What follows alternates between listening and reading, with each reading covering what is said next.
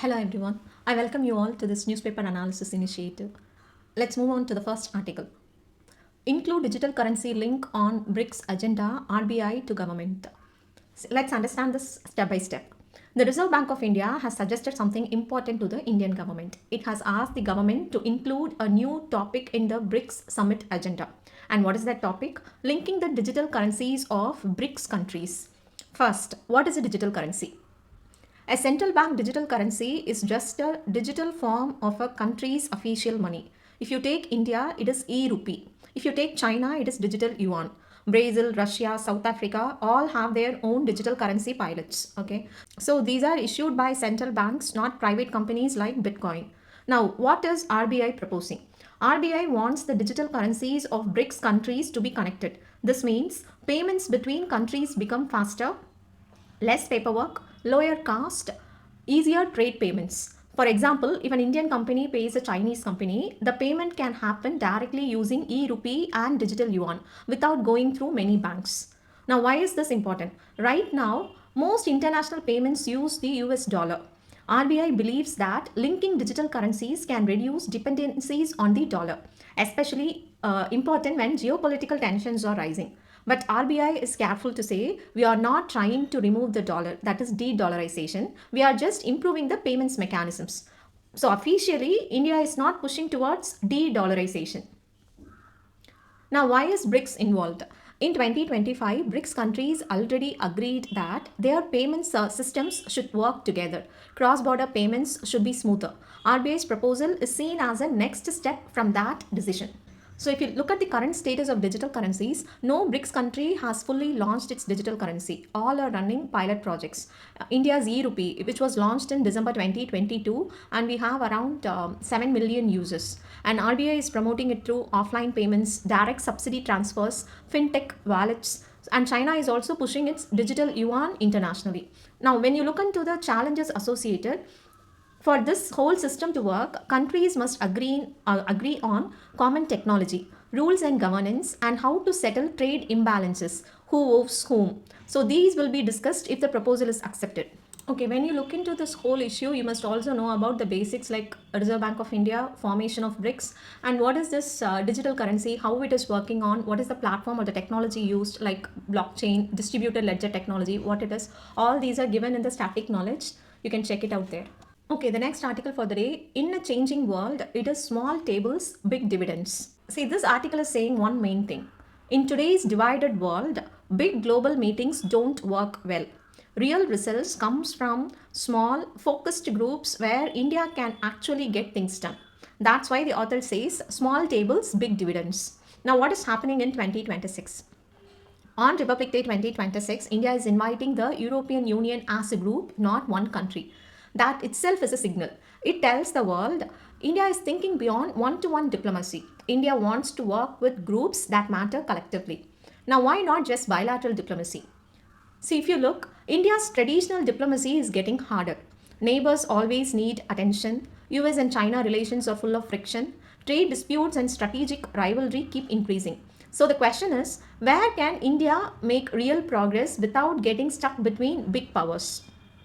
So the key idea here is diplomatic white spaces. This is a key term. Now, what does a white space means?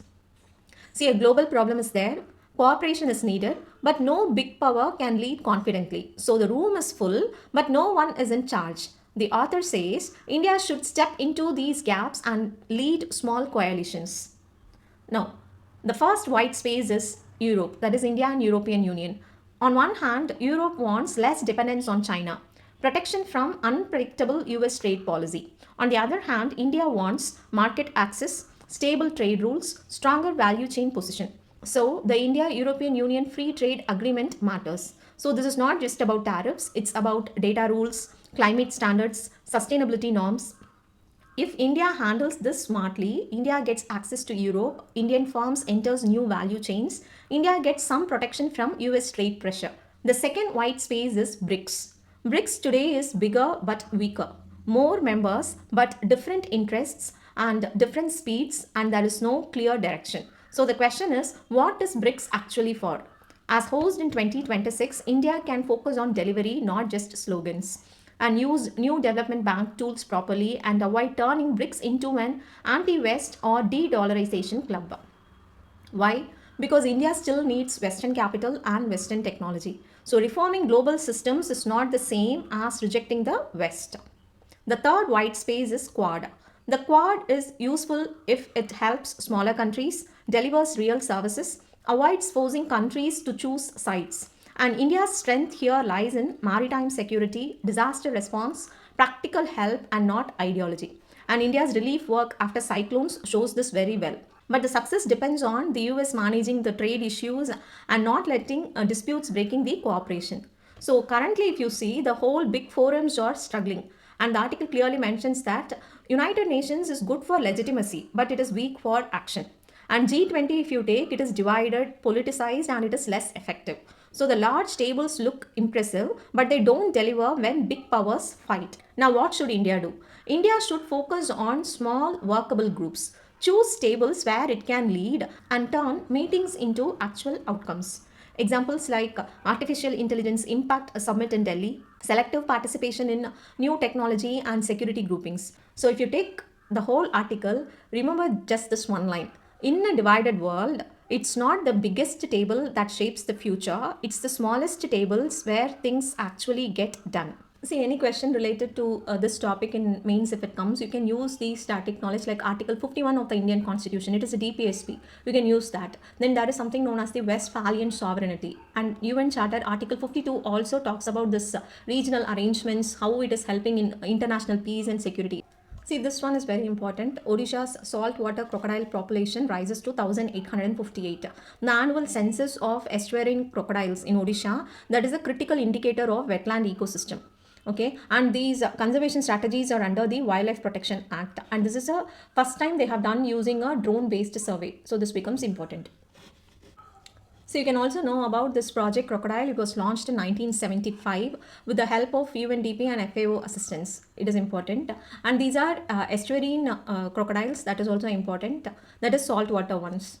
Okay, the next article, what is Tamil Nadu's new hybrid pension model? First, what is the issue here? Tamil Nadu government employees have been worried about the pensions, especially those who joined after 2003.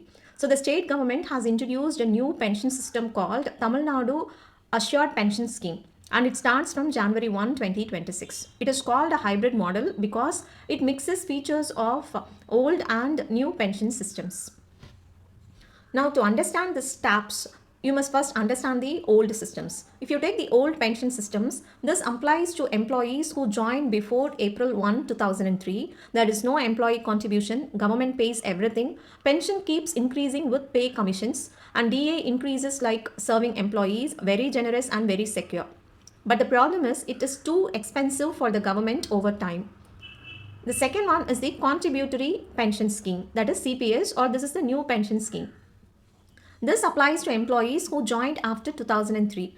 An employee contributes 10% of salary, government contributes 10%, and money is invested. After retirement, no guaranteed pension, you get a lump sum. And pension is only there if you buy the annuity. Now the problem is there is no pension security and lower returns. So this is why employees demanded old pension system. Now, why couldn't Tamil Nadu bring back the old pension system fully? Because pension costs were already very high and life expectancy has increased. Pension resets every 10 years, making it unsustainable. And RBI has warned it would burden future generations. So, full old pension scheme comeback was financially risky. Now, what has Tamil Nadu done? It has created TAPS. It is a middle path. It is not full old or the new contributory pension scheme, but however, it is a guaranteed pension with contributions from the employees. Now, what exactly is TAPS? If you take the key features, the first is the contributions. Employee contributes 10% of basic pay and government gives at least the matching contribution. So, it is contributory unlike the old pension. Second, there is an assured pension, like pension of 50% of last drawn basic pay. So the last month's salary is used, it is better for the employees. The third is there is no pension reset. Unlike the old pension scheme, pension will not reset with every pay commission. This keeps government costs under control. Number 4, DA increases. Pensioners will get DNS allowance increase just like serving employees. So this protects against inflation. Number 5, minimum service. Under TAPS, assured pension is given regardless of length of service, and this is more generous. Number 6, family pension. If a pensioner dies, family gets 60% of last pension. Same DNS allowance benefits will apply. The seventh is the gratuity. Death come retirement gratuity, and the maximum amount they have quoted is rupees 25 lakhs. Number 8, that is a special relief. Employees who retired earlier under contributory pension scheme, they will also get a special compassionate pension. Now, how much will this cost the government? That will be a one-time cost of rupees 13,000 crore, and then there will be an annual contribution of 11,000 crore rupees. And for next 7 years, that is going to be a financial stress. And when you look into the long-term benefits, the pension burden will be much lower than the old pension scheme.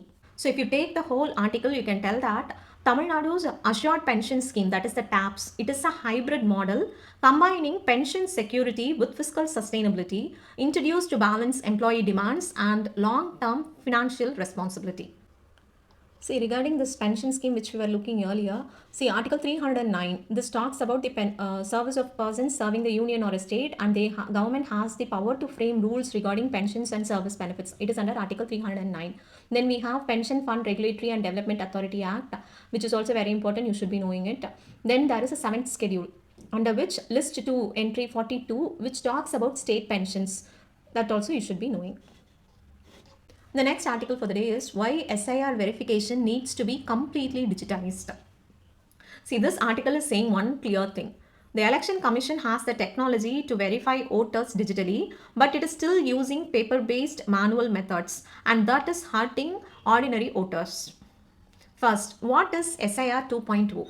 So SIR means Special Intensive Revision of Electoral Rolls, and the goal is very simple: to remove fake or duplicate voters and make sure every eligible citizen is included.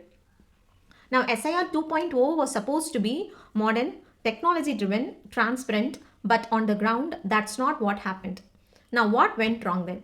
Even though the Election Commission has a strong digital platform called ECI Net, the process relied on paper forms, physical notices, summons, in-person hearings. So this caused confusion, fear and hardship. So there is something known as the non-mapped voter problem. Many voters were marked as non-mapped. That happened because old voter rolls from 2002 to 2004 had errors. Those errors were never fully corrected. The same faulty data was reused in SIR 2.0. So today, crores of voters are suddenly flagged as doubtful. In Uttar Pradesh alone, over 1 crore voters were marked non-mapped. And this is not their fault, it is a system failure. Here's the most serious problem. If a voter's name is wrongly deleted, they are asked to fill Form 6. But Form 6 is meant for first-time voters. So, a genuine voter must falsely declare, I was never enrolled before. And that is factually wrong. This exposes the voter to possible legal trouble, criminal liability under the new criminal law. So, the system makes a mistake and the citizen bears the risk. So, this article suggests a very simple solution. Fully digitize the verification process. Not partial, not symbolic, completely digital. Now, how would a digital system work? Very simply, voter submits details online. Election Commission sends status update via SMS or email. And if there is a mismatch, upload documents online. And ECI Net automatically verifies Aadhaar, EPIC, other databases. So voter gets confirmation instantly and electoral updates in real time. So there is no queues, no summons and no humiliation of anyone. Now what about people who are not tech savvy then? This booth level officers or nearby election officers can help, but the verification itself stays digital. See, while we were discussing, we were talking about the criminal liability. See, it becomes deleted voters are often forced to use Form 6. So, any incorrect declarations will attract criminal liability under the Bharatiya Nyaya Sanhita 2023. So, that is one thing you should be knowing here. In the next article for the day, India signs letter of intent to elevate defense ties with UAE. See, India and the United Arab Emirates have signed a letter of intent to strengthen their defense relationship. And this happened during a short visit by the UAE president. Now, what does letter of intent mean? It is not a full defense treaty. It simply means both countries agree to move towards a deeper defense partnership, and details will be worked out later. However, it is a starting point, not a binding military alliance. So, what kind of defense cooperation already exists? If you take India and UAE, we already cooperate in military exercises, training, defense exchanges, and maritime security. This agreement is meant to organize and deepen that cooperation. And if you take about the trade and energy, both the countries have agreed to double the bilateral trade to $200 billion by 2032. And they also signed an energy deal. They have also signed other agreements related to a space cooperation letter of intent that was also signed between India's space regulatory body and the UAE Space Agency to help develop the UAE's space industry. Now, if you look into the big picture, this news shows three things. India is becoming a key strategic partner in West Asia. India is balancing relations amid Saudi Pakistani defense cooperation, and India is strengthening ties without getting dragged into regional wars.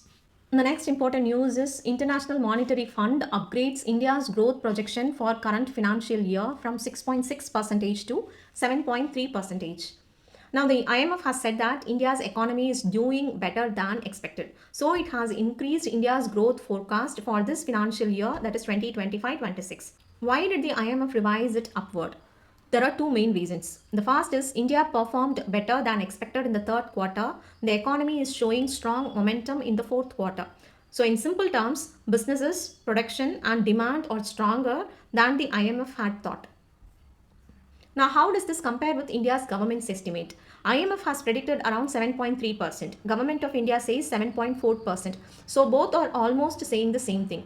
And this gives confidence that India's growth numbers are realistic and credible. See the next article for the day. Election Commission to host International Conference on Election Management Democracy. The Election Commission of India is hosting a big international conference on democracy and elections in New Delhi. And this conference is called as India International Conference on Democracy and Election Management 2026.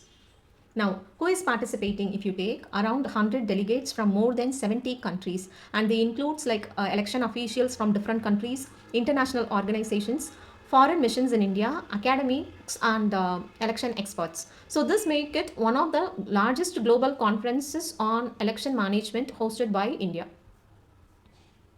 Now, who is organizing this?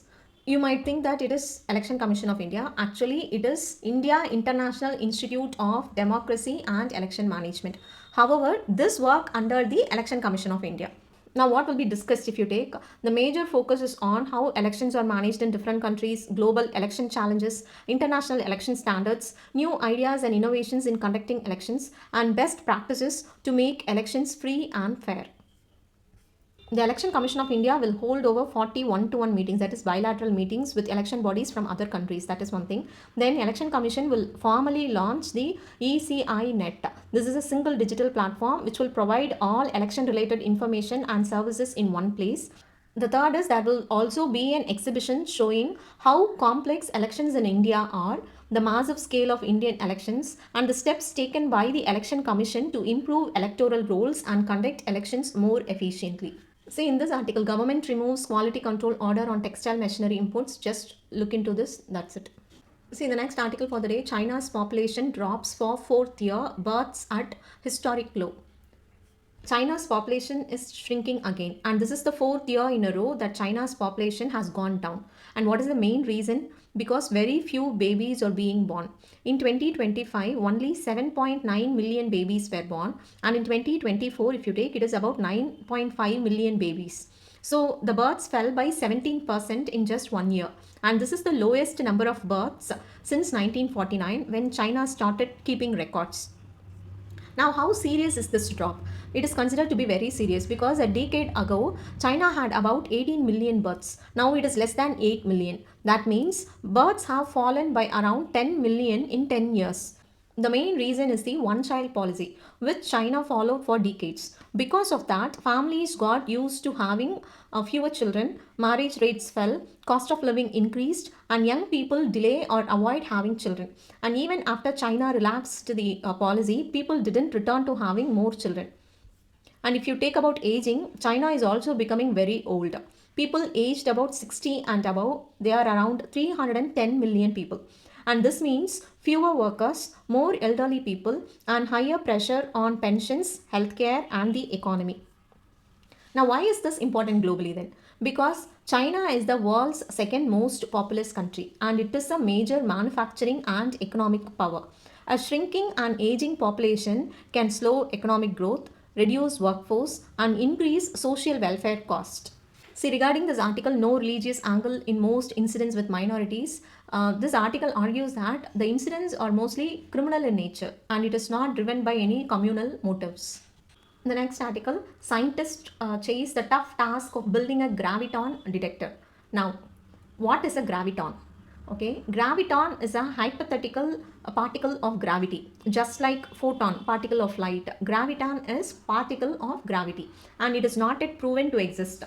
Now, why do scientists care about gravitons? Because that is a big problem in physics. General relativity explains gravity and large objects. Quantum mechanics explains tiny particles. And these two theories do not work together. If gravitons are detected, gravity becomes a quantum force. It helps bridge the gap between the two theories, and this could move us closer to a theory of everything. So it's important for you to know what do you mean by graviton. That's it. See, the last article for the day, new state of matter is a solid liquid hybrid. Scientists have found a new kind of state of matter at the nanoscale. It is not fully solid and not fully liquid. It is a solid liquid hybrid. Now, what does solid liquid hybrid mean here? This is not like ice mixed with water. It happens at the atomic level inside a single nanoparticle. So inside one nanoparticle, some atoms behave like a solid, some atoms behave like a liquid. So one particle shows both solid and liquid properties at the same time. So that's all for today. Thank you all for joining.